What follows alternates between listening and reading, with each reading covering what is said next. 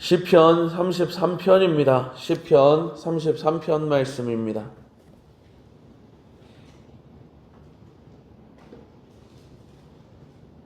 함께 합독합니다. 시작. 너희 의인들아 여호와를 즐거워하라. 찬송은 정직한 자들이 마땅히 할 바로다. 수금으로 여호와께 감사하고 열줄 비파로 찬송할지어다. 새 노래로 그를 노래하며 즐거운 소리로 아름답게 연주할지어다. 여호와의 말씀은 정직하며 그가 행하시는 일은 다 진실하시도다. 그는 공의와 정의를 사랑하시며 세상에는 여호와의 인자하심이 충만하도다. 여호와의 말씀으로 하늘이 지음이 되었으며 그 만상을 그의 입 기운으로 이루었도다. 그가 바닷물을 모아 무더기같이 쌓으시며 깊은 물을 곳간에 두시도다. 온 땅은 여호와를 두려워하며 세상의 모든 거민들은 그를 경외할지어다. 그가 말씀하심에 이루어졌으며 명령하심에 견고히 섰도다.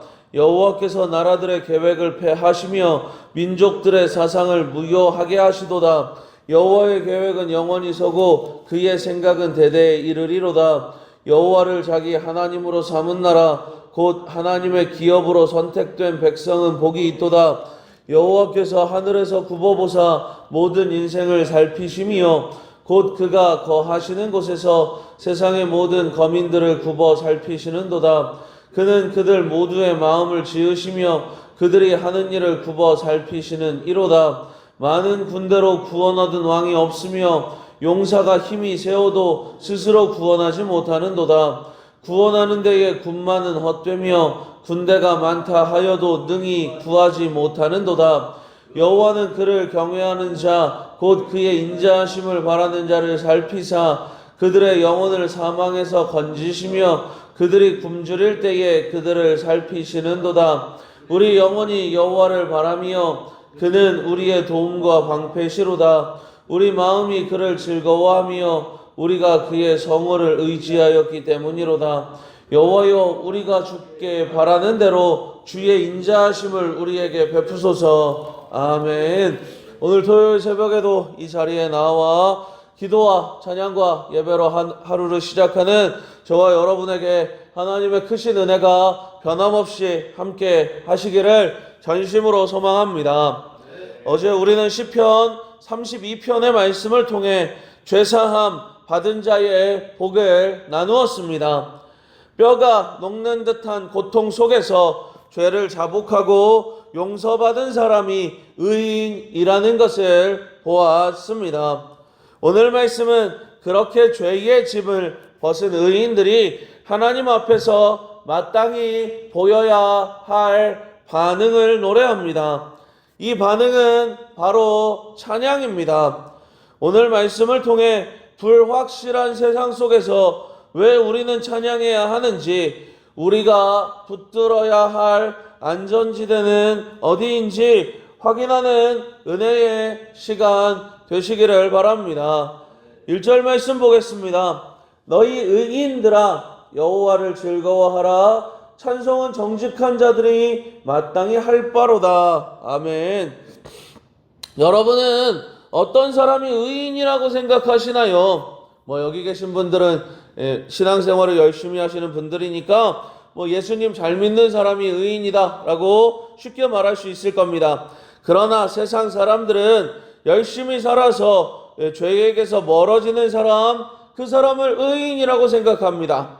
그러면 그렇게 살 수 있나요? 열심히 살면 우리가 완전히 죄에게서 끊어질 수 있느냐는 겁니다. 얼만큼 열심히 살면 완전히 죄를 짓지 않고 살 수 있나요? 그런 건 없습니다. 아무리 열심히 살아도 우리가 완전히 죄에게서 끊어지는 건 불가능합니다. 그러면 성경이 말하는 의인은 무엇인가요? 성경이 말하는 의인은 도덕적으로 완전한 삶을 사는 사람이 아닙니다. 하나님께 죄를 용서받고 관계가 회복된 사람, 그 사람이 의인입니다. 죄가 있는데 하나님께서 죄를 가려주셔서 죄인이 아니라 의인으로 여겨주시는 사람이 바로 의인입니다. 하나님께서 용서하여 주시고 가려주심을 아는 사람은 어떤가요? 여러분들의 죄를 하나님께서 가려주시고 용서해 주셨어요. 어떤 마음이 드시나요? 감사하죠. 감사합니다. 예, 감격하고 감사합니다. 그러면 자연스럽게 입에서 감사하다는 고백이, 찬양이 나오게 되는 거예요. 찬양은 억지로 하는 의무가 아닙니다. 용서받은 영혼에서 터져나오는 자연스러운 반응입니다. 하나님의 은혜에 감사하신가요?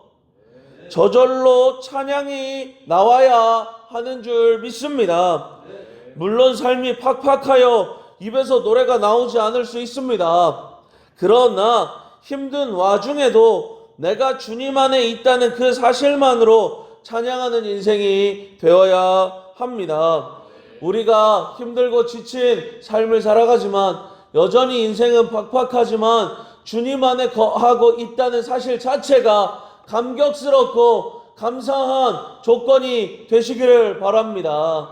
세상 사람들과 나를 비교하면 나의 삶이 눈물겹도록 짜증나지만, 주님 안에 거하며 주님께서 나를 여전히 붙잡고 계신다는 걸 깨닫게 된다면 그것으로 말미암은 감사가 삶에 넘치게 되고, 그 감사로 말미암은 찬양이 입에서 마르지 않게 됩니다.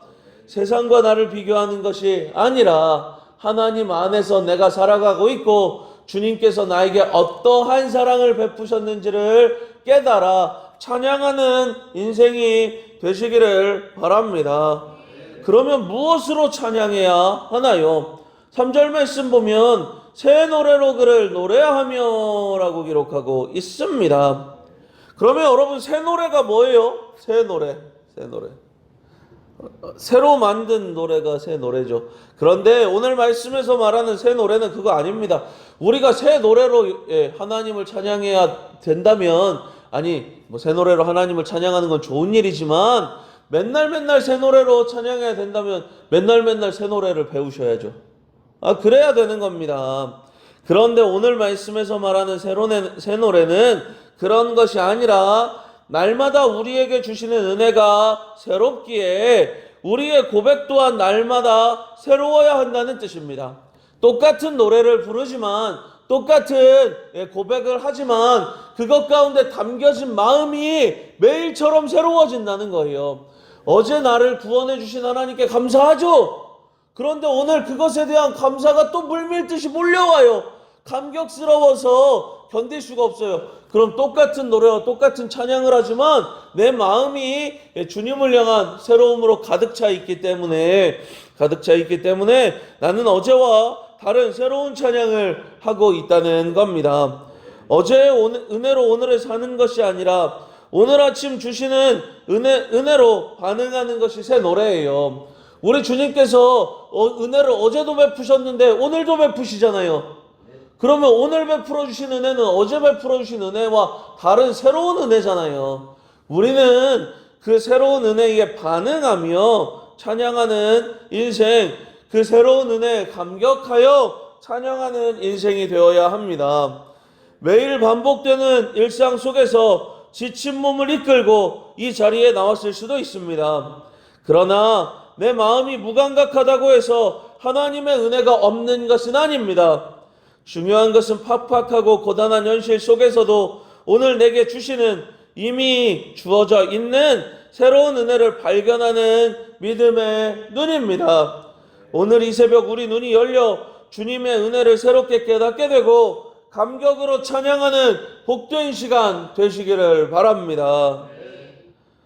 우리는 왜 하나님을 찬양해야 하나요? 시인은 창조의 세계를 보라고 합니다. 4절입니다. 여호와의 말씀은 정직하며 그가 행하시는 일은 다 진실하시도다 라고 기록해요. 사람들의 말은 상황에 따라 변하고 이익에 따라 뒤집힙니다. 하지만 하나님의 말씀은 정직합니다. 하나님의 일은 진실합니다. 히브리어 원어에서 정직하다라는 것은 곧다라는 뜻이에요. 반듯하다, 곧다라는 뜻입니다. 하나님은 말씀하신 것을 반드시 그대로 행하시는 신실하신 분이시요. 사람은 이 말했다가 저 말도 하지만 하나님은 그런 분이 아니라는 겁니다. 6절과 9절을 보면 하나님은 칼과 창으로 싸워서 세상을 만들지 않으셨습니다. 뭘로 만드셨어요? 말씀으로 세상을 만드셨다라고 성경은 선포하지요.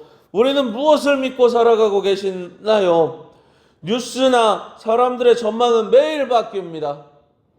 이런 것들을 보면서 우리 마음도 이리저리 흔들립니다.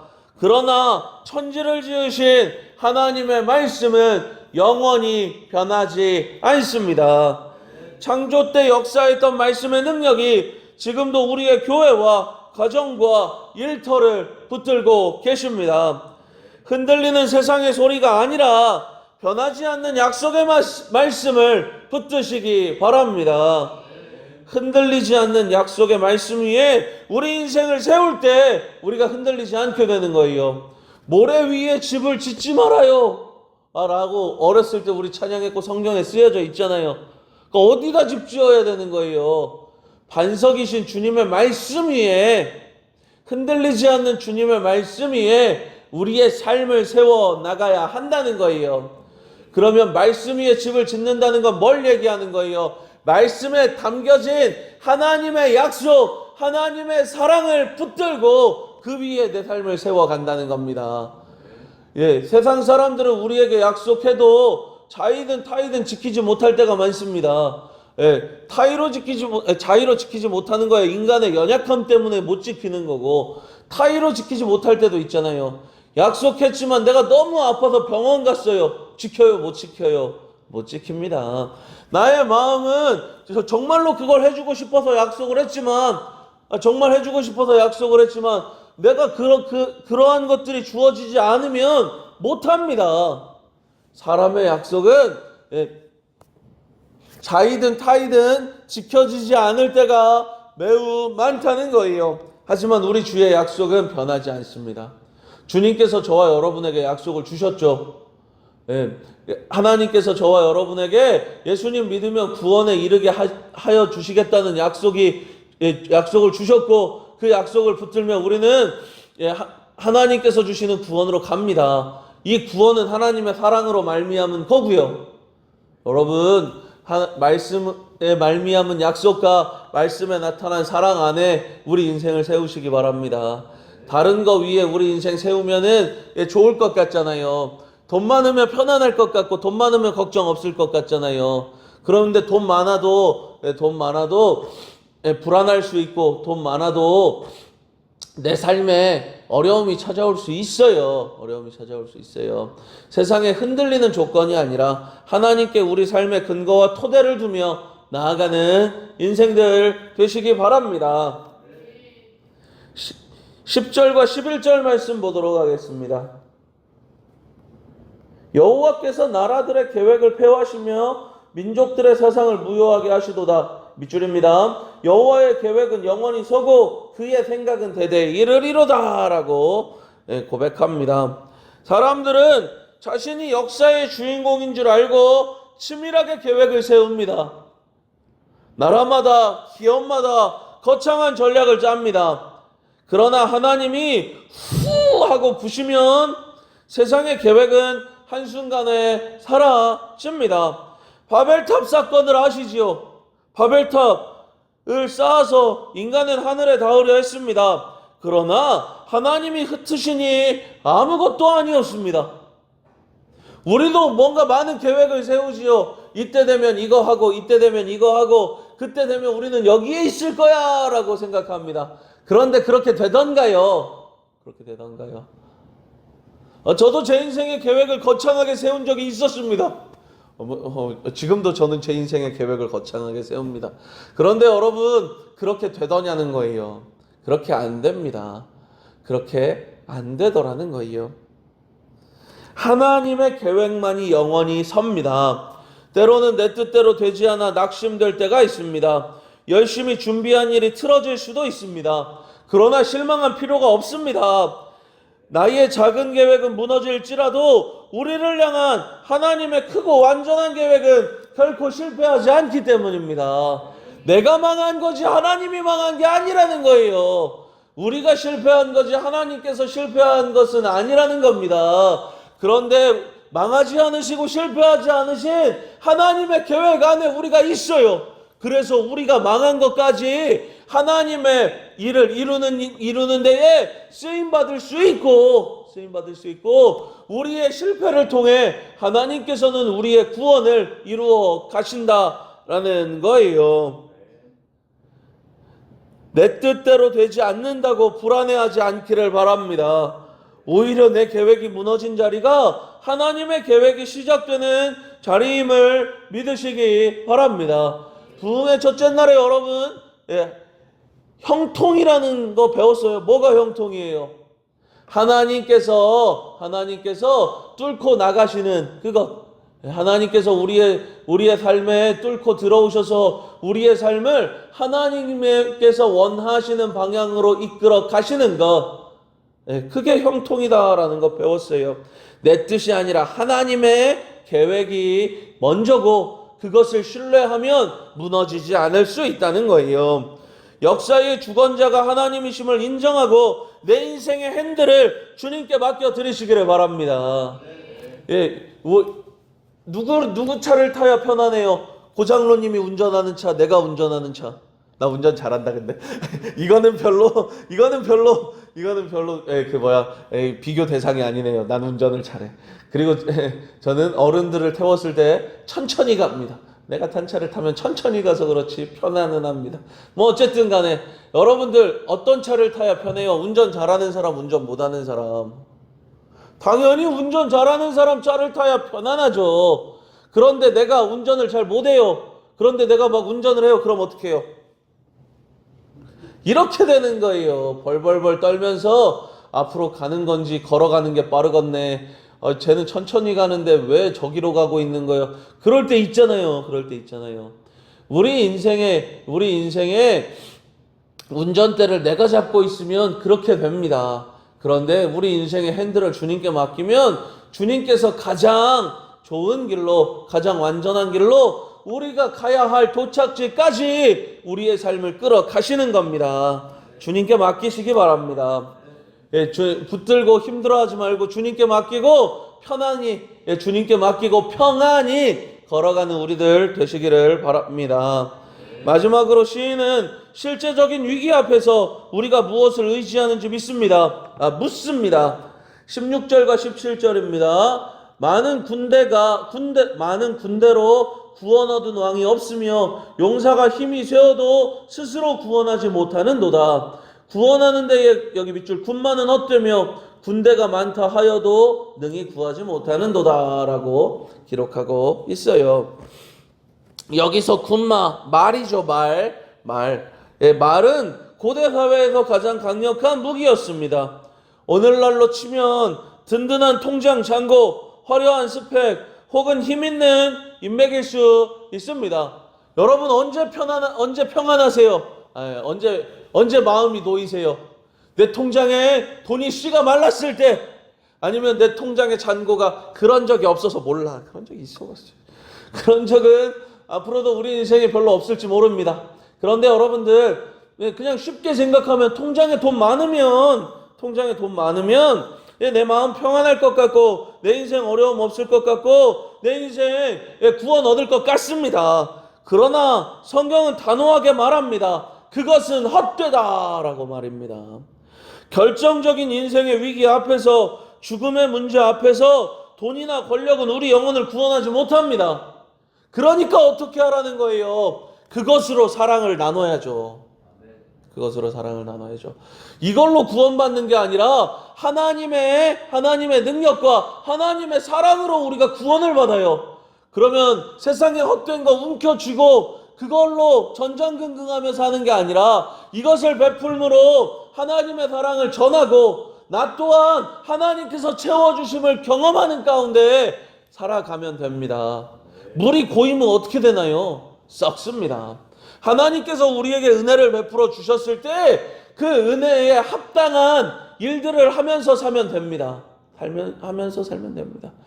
예, 여러분 뭐가 사랑하는 것 같으세요? 내 시간과 물질을 투여하는 게 여러분 사랑의 모습입니다. 내가 사랑하는데 돈 아깝던가요? 여러분 자녀들 그 명절 때 오죠? 명절 때 오죠? 막 이렇게 명절 때 오는데 왜 이렇게 먹을 거 사요? 우리 김순자 원사님은 집에 이렇게 먹을 게 차고 넘치는데도 명절 되면 또 새 거 사잖아요. 다 사더라고요. 우리 유병일 집사님도 이렇게 딸 내려오면은 지갑 열잖아요. 다 열죠. 안 아깝잖아요. 안 아깝잖아요. 그리고 여러분들 명절에 이렇게 자녀들 오면 자녀들하고 얘기하는데 시간 아까워서 막 이렇게 막 견딜 수가 없으시던가요?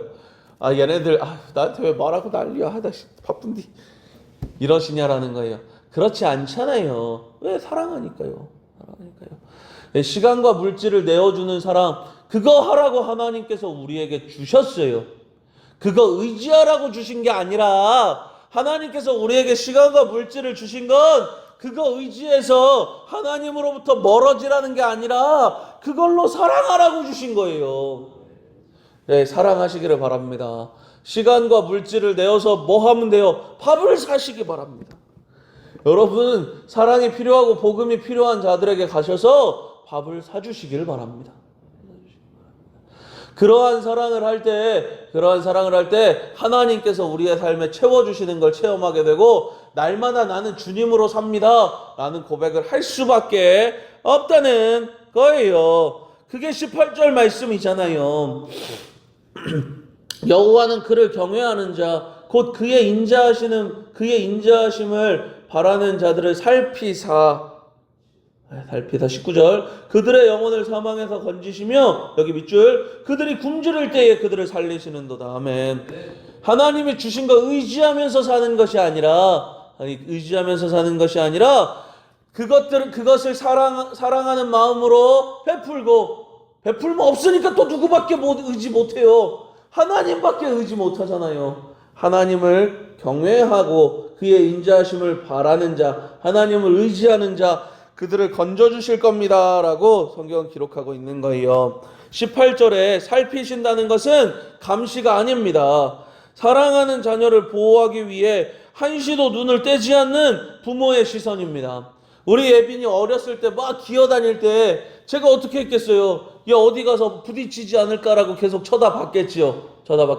하나님께서 우리를 바라보신다라는 건 그런 눈빛이다라는 거예요. 우리 이렇게 잘하나 잘못하나 쳐다봤다가 한 대 때리려고 보시는 게 아니라 우리 인생이 올바른 길을 가도록 우리 인생 다치지 않도록 보호하여 주신다라는 겁니다. 세상은 많은 군대가 우리를 살릴 것이라 하지만 하나님은 주의 눈길이 우리를 살린다고 말씀하십니다. 하나님의 눈이 기근 때에 우리를 살리시고 사망에서 우리를 건지십니다. 사랑하는 가족 여러분, 지금 무엇을 의지하고 계시나요? 눈에 보이는 군마인가요? 아니면 보이지 않으나 확실한 하나님의 눈동자이신가요? 세상의 힘은 있다가도 없어지지만 하나님의 돌보심은 영원합니다. 헛된 것을 내려놓고 하나님을 경외하는 자리에 서야 합니다. 주님의 시선 안에 머무는 것이 가장 안전한 길임을 믿습니다. 말씀을 마무리합니다. 하나님의 말씀으로 세상이 지어졌고 하나님의 계획만이 영원하며 하나님의 눈이 우리를 지키십니다. 이 사실을 믿는다면 우리는 어떻게 살아야 하나요? 20절입니다. 우리 영혼이 여호와를 바라며 그는 우리의 도움과 방패시로다. 아멘. 여기서 바란다는 것은 막연한 기다림이 아닙니다. 하나님을 전적으로 신뢰하기에 조급해하지 않고 주님께 소망을 두고 견디는 믿음입니다. 내 힘과 계획을 내려놓고 하나님의 인자하심을 구하며 나아가시기 바랍니다. 주님을 바라는 인생에게 하나님께서는 가장 좋은 것으로 응답해 주시고 우리는 하나님의 응답하심으로 말미암아 생각지도 못한 풍성함을 누리게 될 줄 믿습니다. 기도하겠습니다.